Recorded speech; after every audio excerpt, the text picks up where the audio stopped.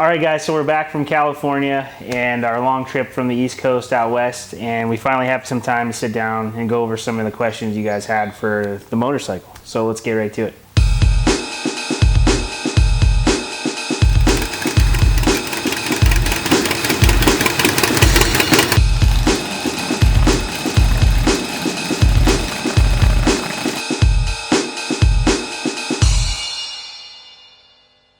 The first question we have is, are we going to be taking this bike to shows? And the answer to that question is yes, we have lots of shows planned for this summer. The first of which is coming up July 8th is Gettysburg Bike Week over in Gettysburg, Pennsylvania. The next show we'll be at is the Dam Show, ran by Detroit Randy himself. That's up at the 120th anniversary in Milwaukee, Wisconsin at the Harley-Davidson Museum. We're going to be right on ground zero on the campus of the museum, and that's going to be July 15th. After that, we're going to be traveling back close to home in Cleveland, Ohio. It's going to be at the Fuel Cleveland show. We're going to have a booth set up there actually with our company, Competition Distributing, and we'll have some of our race bikes from the Sons of Speed there, and we'll also have this bike here on display as well, and that'll be July 29th and 30th. The next show will be Glory Days Pittsburgh, and that's down at the Cary Furnace in Pittsburgh, Pennsylvania. That's a really cool venue. We're really looking forward to that one. Set in an old industrial theme, which I think obviously this bike will fit in good with that. So we'll be there for that one. And then the final show so far on our docket right now, it's on our radar, is going to be the Smokeout Rally. It's in Rowan County Fairgrounds in Salisbury, North Carolina. And that is going to be September 7th through the 10th. Will be set up there in the builder's display. All right, so the next question on our list was, do I plan on putting any kind of a rear fender on the bike? The answer to that question is no. So I, explored a lot of different options when I was building the bike about putting a rear fender on the bike, and everything I was putting in there just didn't look right. I didn't like the way it looked. I didn't like the way it made the bike look. The bike has a very unique look because of the frame and the decision to go with that plate frame. And I don't want to run a square fender by any means. I have some, conformity and concaveness with the tanks, and if I take that to the back, it just doesn't fit the frame. This bike's going to be ridden in mainly nice weather. I don't ever plan on kind of taking it out, on long road runs or anything like that. I ride it down the road just fine. Any kind of debris or anything that comes up, obviously it'll bounce off my back, which it is what it is. I'm not really that worried about it. We just took it on a 50-mile ride for the Biltwell People's Champ competition that we did out there in California. We went up a mountain and down the other side, and then down through normal rural style roads. So and I didn't have any issues with it or anything like that. So I just plan on running it the way you see here. The next question is, do I have an aviation background?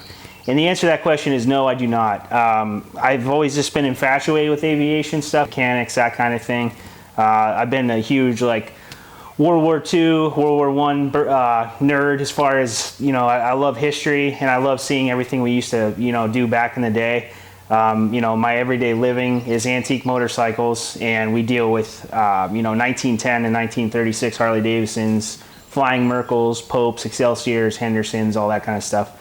And just knowing where we came from and the mechanics of it, I've always been extremely infatuated with that. So I do have an unformally trained engineering background. I actually worked in the engineering department, and I was a field engineer, did locomotive work in the past before what I do now. I just always really been interested in this kind of stuff. And then, the planes and the aviation stuff I like to kind of carry over into this world because I think it goes really well hand in hand with mechanics. So for the next question, it was, did we use a starter or did we fab a starter from scratch? And did we have to tune or adjust anything on the starter to make it work with this engine and the compression setup? The answer to that is, this is actually a World War II era Inertia Starter. We did not build the starter itself. The starter is an Eclipse Aviation Inertia Starter, and it was used in the old days, World War II era. I can't trace it back to the exact aircraft because they used it on multiple different aircrafts over a period of time. Best of my recollection is The ME109 Messerschmitts actually have a direct copy off this, the German version. They use them for the ME109s. They also use them on like the P40s, the Warhawks, the Kitty Hawks, the Curtiss engines. They had them on there. I don't know exactly what aircraft this came off of, but this is actually the starter that they used on those various aircraft. I found it on eBay. I purchased it, and we literally designed the entire bike around it. My buddy Kevin that helped me build the bike. What we did is we actually went through, tested the starter, got the revolutions all set up for RPM, and that's how we, designed and built this entire drive setup to fire the motor. It was using the technology that they had already perfected, because it uses kinetic energy to go through a series of wheels and out to the crank output. So all we had to really do was figure out what that energy, what the motion was, and what RPM we needed to crank the Panhead at to actually make it fire correctly off of the ignition system. So as everything you see on that starter side, that is all how it would have came back in the day. We didn't change any of that. The only thing I modified physically on the starter was I cut down the bell housing and removed the electronic starting mechanism off of it, because it was a 12 or 24 volt system on top of that. I just cut it off, removed it, shedded weight because we weren't going to use it. We're just using the mechanical portion, the hand crank portion. But yeah, so that's what we got there. So the next question is, it's a kickstart and electric start. And the answer to that question is yes. I left the original Kickstarter on the transmission as well. I wanted to have options. I don't want to have to crank the thing over every time I have to start it. The starter was a harebrained idea we had. I've been thinking about it for the last couple of years. I really wanted to put it into a build. I thought it would be cool to take something, aircraft related, adapt it into a, a mechanical driven bike. Obviously this whole bike, I was going for the mechanics aspect of it. So I wanted to leave the kicker on there as well, so that I can, if I actually just want to take the bike for a ride, I can just go over, prime the carburetors and fire the bike up like you would a normal Panhead. So the next question is, where's the frame from and is it available? The frame is completely designed by us here in-house. We, started from scratch with nothing. We started with a stock Panhead frame, made some adaptations to it. We raised the rear axle plates up 2 inches and converted it to a single backbone down tube style setup. Unlike a regular Panhead frame where it's, wishbone style, it splits on the down tubes. And we designed it in-house off of that standard Panhead frame, modeled it around a Panhead engine. Obviously we have all the CAD files. We could make them if somebody wanted to try to build something like this. Will we ever make them available? I don't really know. I like to try to build one-off kind of stuff. Obviously if somebody really wanted one, we could talk about it, but as of right now, there's no plans to replicate them. Next question is the bike an automatic? There's no clutch or anything visible. And the answer to that question is no, it is not an automatic. What I wanted to do is I wanted to keep the handlebars clean, so I had to hit everything internally. So the left grip here is actually my brake for my front brake. I don't have a front brake physically on the bike, so I have a standard caliper on the rear end with another master cylinder, so that this, when you twist this grip like you would at an advanced retard twist on an old bike, it actually applies my heel hold brake so that I can actually put my foot down on the ground.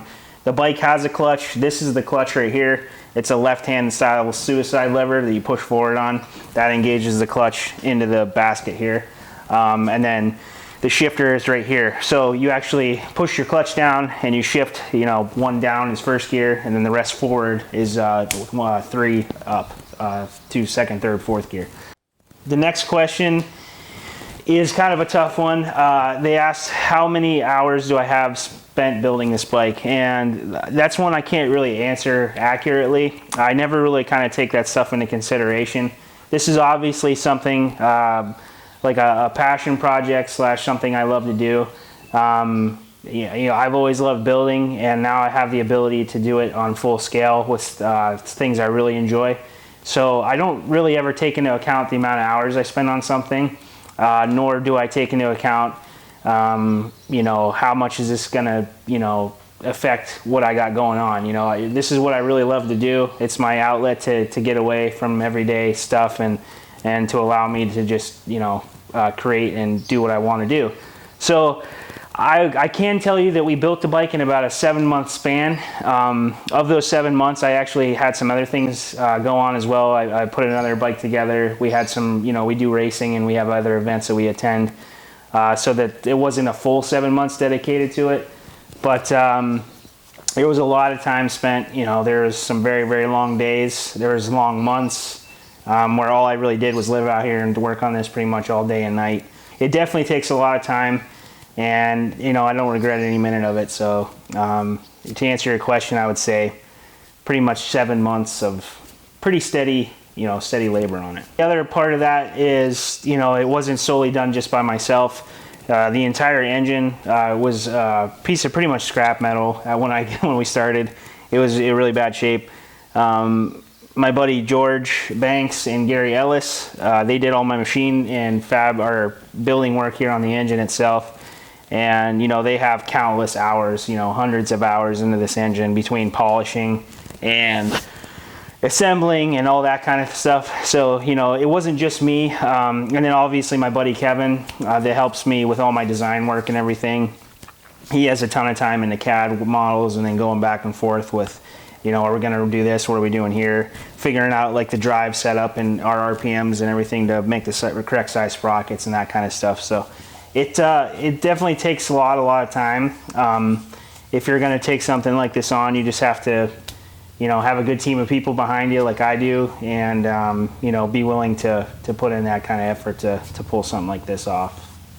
Next question is, what's from 1948? And the answer to that question is the engine. The engine's 1948. Yes, I modified some of it, but the heart and soul of this bike is still the 48 Panhead. It's actually original 48 heads. They're actually very early 48 heads because they don't have the oil dams that you know, Harley called back to the factory and had them install and then later cast into the later versions of the heads. There are 48 cylinders that we bored and took to 50 over for the pistons. And then I have the 48 crank assembly in there. The only thing that's not 48 on the motor is the cases. The cases are actually later, they're 57 cases. And the reason we know that is because it was a restamp of the 48 on my VIN number, and it was called back for the upgraded bearing. So it's got the upgraded bearings in the bottom and the Timken style bearings, and then the spline shaft instead of the tapered shaft. But the entire motor is 48. We made the manifold and everything. Carburetors are actually early Linker M74 carburetors like you would have ran on a normal Panhead. I just have 2 of them. So that is the 48 portion. And then also the transmission is early Panhead without the ears for the primary mount. So this is pre late Panhead, early style transmission as well. Next question is, do I have to take the seat off to start the bike? That is a no. I actually made the seat so that it flips up. There's a pin under here. You pull the pin and you can actually pivot the seat up. The pin goes in, locks the seat in the raised position, and it allows me to crank the bike over with the inertia starter and then fold this back down, and it comes back down and locks. So I do not have to remove the seat. It's a swivelable pivot seat. Next question is, how much weight is the inertia starter versus a regular electric starter? I don't know the exact answer to that question. I will say that the inertia starter, after I removed the unnecessary weight from this application that we were doing it for, I would say that starter weighs about 28 pounds. So a normal starter obviously doesn't weigh anywhere near that.